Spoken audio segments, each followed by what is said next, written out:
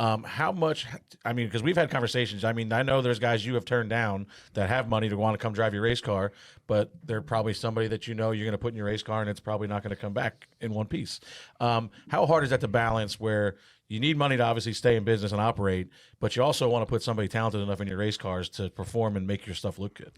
Yeah, I mean, I think it's the hardest part about this sport. And I think coming from other sports too, it's like a dynamic that you don't quite see in the same way in other places. And, for me, just to run an O'Reilly team at the level we're racing at, which, we're an independent team. We're not affiliated with a cup shop, but I feel like we are one of the strongest independent teams.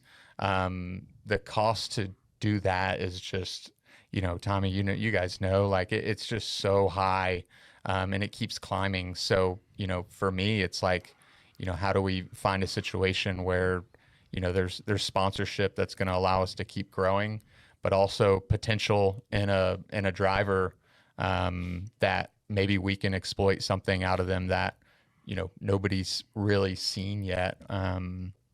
But it's really, really difficult. And, it keeps me up late at night. When I had one employee and payroll was one guy, it's funny that Clinton, he was working in a body shop part-time and then coming, I do all the busy work and then he'd come over. So, that's why he was yelling. Yeah. What is that? Oh yeah. What the hell did you do?